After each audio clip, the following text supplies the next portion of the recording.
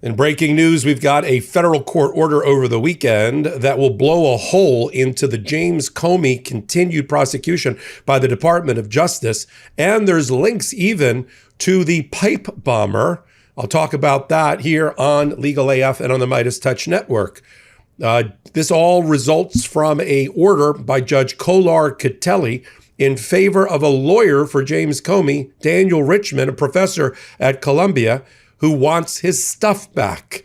And he wants his Fourth Amendment rights to not have a legal search and seizure. He wants it protected because he turned over documents back in 2017 and 2020 to the first administration to go after James Comey, the first Trump administration.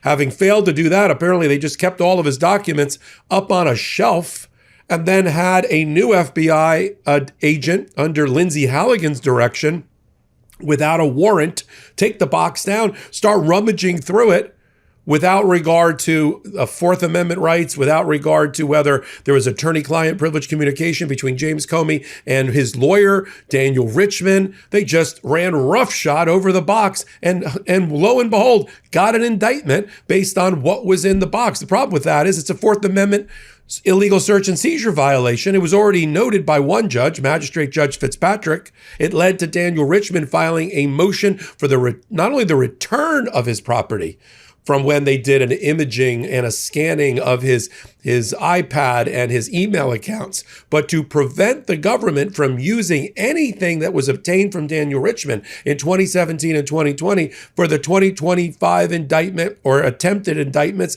at James Comey. And they have now been successful, at least based on this new emergency temporary restraining order, until this Friday at around the stroke of midnight. I'm Michael Popok. You're here on the MeidasTouch Network in Legal AF. And yes, there is a pipe bomber connection here. And there's a lot of connection between the lawyers involved that I want to discuss with you, because this was a coordinated effort by James Comey and Daniel Richman's lawyers, I am sure. And then there's that connection we'll talk about related to other cases that the Department of Justice is currently investigating. All right, let's get down to it. Who's Daniel Richman? He is a Columbia law professor, but more importantly, very good friend of James Comey, worked together in the U.S. Attorney's Office in New York when they were together. And when James Comey was in a little bit of a pickle because he had the first iteration of a criminal president in Donald Trump in the first term, he turned regularly to Daniel Richman for both advice and counsel. And to, frankly, as it has been admitted, to leak some documents to the New York Times that were memos of James Comey in order to try to get a special prosecutor appointed against Donald Trump in the first administration. So that's Daniel Richman. Daniel Richman's been very public about his role, his involvement. He's testified, he's given testimony to the FBI and all of that. The problem is, back in 2017 to 2020, they were doing an entirely different investigation. It was called Arctic Haze. It had to do with Hillary Clinton's emails. And he allowed his computers and iPad, email account at Columbia University to be looked at, imaged, and I guess retained by the Department of Justice, although I guess he expected to get it back. No charges were brought pursuant to his providing these documents against Richman or anybody else. We know that Comey famously never got indicted for anything, and there they sat apparently on the shelf. Now we know that Lindsay Halligan, illegally appointed and fired recently as the U.S. Attorney for the Eastern District of Virginia, just to let the FBI agent in her case against James Comey for perjury in September of 2020, just let him go back and take a look at the box of documents that were marked Richman without a warrant. And of course, the FBI agent, not aware of any segregation issues or what we call taint issues, just started going through the boxes and started testifying about what he saw. The problem is that's a violation of the Fourth Amendment for Daniel Richman and, by extension, the attorney-client privilege relationship he had with James Comey. And they get the indictment, except the indictment got tossed along with Lindsay Halligan.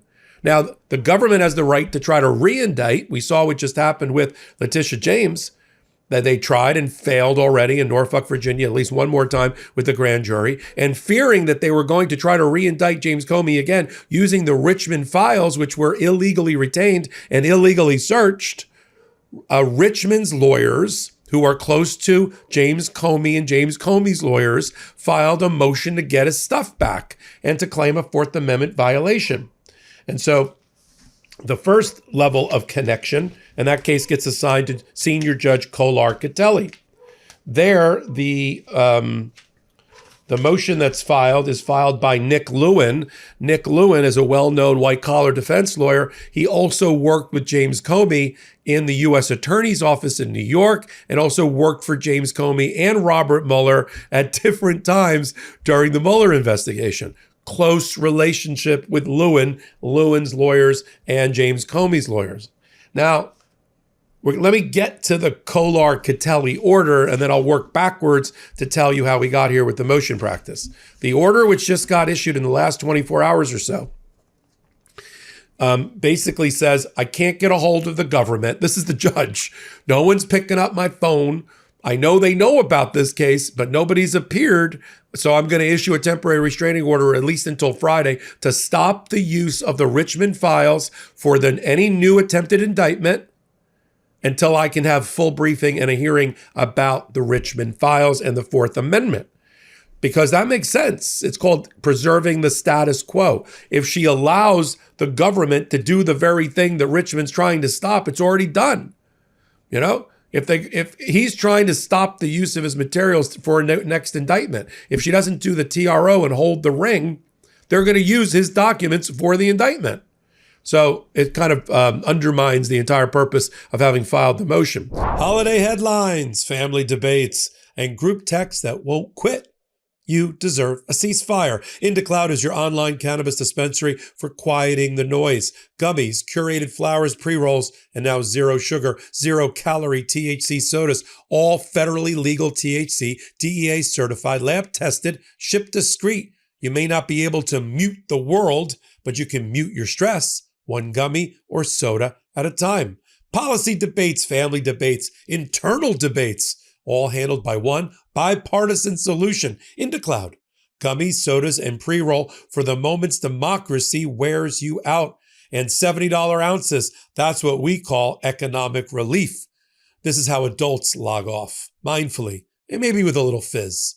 If you're 21 or older, visit indicloud.co and use code LegalAF for 25% off plus free shipping. That's indicloud.co, code LegalAF for 25% off, free shipping, and one less headline in your head. Enjoy responsibly, and thanks to IndiCloud for sponsoring today's much-needed quiet.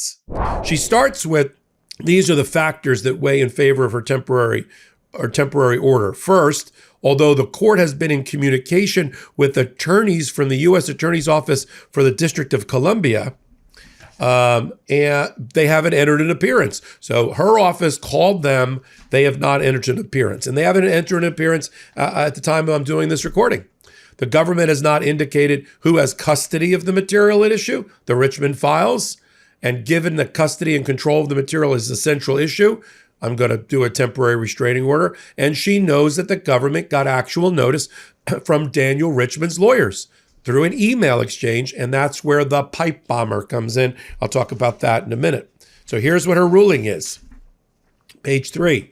The court concludes that Petitioner Richmond is likely to succeed on the merits of his claim that the government has violated his Fourth Amendment right against unreasonable searches and seizures by retaining a complete copy of all files on his personal computer and searching that image without a warrant, a warrantless search. Petitioner has also shown that absent an injunction, he will be irreparably harmed by the ongoing violation of his Fourth Amendment right against unreasonable seizures arising from the government's retention of his computer. Therefore, she's going to enter the injunction. Here's how it's been granted. The United States and the Attorney General of the U.S., Pam Bondi, are ordered to identify, segregate, and secure the image of his personal computer and his email accounts, his iCloud accounts, and any copies, and hold them. Don't look at them. Don't use them. Just segregate them. Let's call that the Richmond files. Then they are not to access the Richmond files. Then they are ordered that by later today, that they certify that they are in compliance with the order. So sometime on Monday, they're going to certify that they're in compliance with the order by noon. It is further ordered that Petitioner Richmond's counsel shall serve an order of this on the Attorney General. She's going to keep her temporary restraining order in place until the stroke of midnight on Friday, the 12th. Or although she may dissolve it earlier, she's allowing time for the government to come in and move to dissolve the temporary restraining order. And then she wants by Tuesday, the 9th, she wants the response by the government to all of the pending motions on the merits of the Fourth Amendment violation. And then later on the same day, on Tuesday, so we'll have full briefing on Tuesday, she wants Richmond's response. Right now, Comey is sidelined. He hasn't moved to intervene. He's letting Richmond and his lawyers do the heavy lift. Now, here's the connection to the pipe bomber. I know you're waiting on that one. There's an email exchange, which I'll read to you in a minute, in which the Richmond's lawyers write to the government and say, look, we don't need to make a motion for temporary restraining order. We see you're trying to re-indict. Just agree with us that you're not going to use the Richmond files to re-indict, and we will not have to file our motion for restraining order. So they send that to Jocelyn Ballantyne on December 3rd. Jocelyn Ballantyne is also the assistant U.S. attorney who's prosecuting the pipe bomb case, which you'll see why that's relevant in a minute. So she writes back later on the 3rd. This is all in an exhibit we'll put up on the screen. She says, thank you so much. I met with leadership today, and they have engaged the Department of Justice leadership. And I've also shared your pleadings and requests with the prosecutors who handled the Comey prosecution out of the Eastern District. That's very interesting. Prosecutors. We know from Judge Curry, having reviewed the grand jury transcript, that there was only one prosecutor. It was Lindsay Halligan that prosecuted the original case. I don't know if she's confused.